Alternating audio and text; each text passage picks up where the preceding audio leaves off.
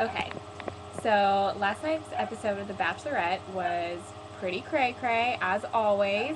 We started off with the rose ceremony when Jake went home, and of course, he couldn't just get in the limo and go. He had to give his little evangelical sermon to all the contestants who really don't care what you have to say, Jake, because they just voted you off. Um, but he had to give his 2 cents, and then, of course, he hops in the limo. Casey gives him the deuces, kick rocks, dude, which, speaking of that expression, I don't know where he got that from. I've never heard it before, and I've heard a lot of cliches and expressions in my lifetime, and never heard that one. So, anyways, Jake kicked rocks, and he went home. So everyone was kind of celebrating. Deanna was really excited about it, and that drama kind of died down a little bit, which was really great. And then we had the famous kissing contest as the game, and naturally Blake went in and kissed Holly more than Michael would have wanted her to, and that kind of just started the ball rolling. And Blake actually won the kissing contest for the guys, and Ella won it for the girls. So Blake decided to pick his date, and that is when I knew this episode would be the demise of Melissa. Because as soon as Blake got that rose, I knew Melissa would think she was going to get it, and Blake did not want to give it to her. So Melissa goes and talks to him, and she's basically talking like she already has the rose. And they were talking about the date, and she was like, yeah, we're going to go on this date, we're going to have so much fun, we're not going to fight. And then Blake kind of said, well, I don't know what I'm doing yet. And that just sent her into a complete tizzy. So Melissa starts going crazy. She's hysterically crying, as always, getting really upset, telling Blake that if he doesn't pick her, he's not being a good partner, when really she just wants him to pick her because she likes him. So she wants him to pick her for romantic reasons, but she's kind of putting it behind the blanket of partnership, just to try to, manipulate him into giving her the date, which is a little extreme, Melissa. Like, we need to calm down. You're being a little psycho. So anyways, Blake doesn't really know what to do with the rose, and if he already doesn't have enough problems, Erica comes in and decides she's going to try to get a date with him too. So she gives him this creepy massage, and Erica just kind of creeps me out, to be honest. Like, I just don't even know what she's doing. Anyways, so she tries to convince him, and he was kind of thinking about Erica, when even though Erica is a little strange, I think she probably would have been his best bet because she would have been the least dramatic option. Then that way he wouldn't have to choose Holly or Melissa. And if he just took Erica, it'd be kind of like a neutral person.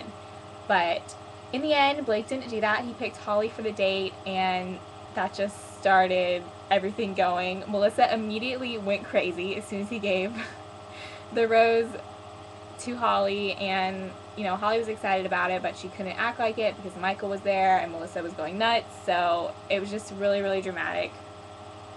And so then the dates came, and Ella was the winner for the girls, so she took Kirk on the date, and it was a really cute date, and I really like both of them together. Kirk's my favorite guy in the house, and Ella's nice, so they had a cute date. And then Blake and Holly went on their date, which was an overnight date, and they had a really good time. And of course Michael was freaking out the whole time about her being alone with Blake and talking about how much he missed Holly, and the whole thing was just very heartbreaking to me. It was so sad to see Michael so in love with Holly and Holly with another guy, and just to see them juxtaposed together was really heart-wrenching. So good job, producers, at tugging on my heartstrings, because that doesn't happen that often, and last night it did for about an hour, so thank you for that. So finally at the end it was rose ceremony time, and it was going to be one girl and one guy again, and it came down to voting, and Melissa started losing her mind again. She went to everyone and asked them if they were voting for her and all these things, and she basically was just really upset because since Blake didn't take her on the date, he didn't give her the rose and kind of put her on the chopping block. And since everyone knows Melissa's a psycho, they wanted to get rid of her. So everyone started voting, and it was just really crazy to watch Melissa act that way. I just knew she had to get out of there. Even if she wasn't going to be voted out, she should walk herself right out the door, because she clearly cannot handle Bachelor Pad. She can't handle rejection.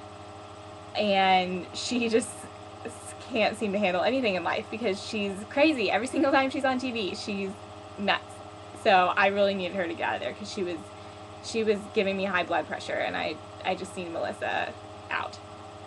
So the rose ceremony comes, Melissa goes home, William goes home too because he doesn't take anything seriously, and he didn't really try to pick a partner or form an alliance or really do anything in the house. So it's kind of his own fault that he went home. And then, Melissa, you went home because, girl, you crazy. And people can't handle it.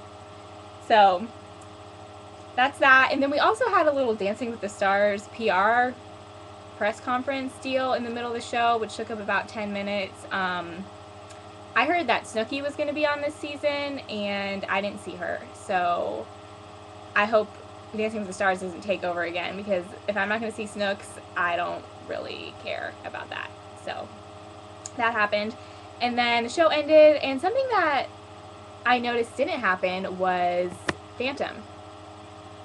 No Phantom at the end of the show. So I don't know where you were, what you were doing, Phantom. You're probably slinking around some other house or something, but I hope you come back next week, Phantom, because you just entertain me.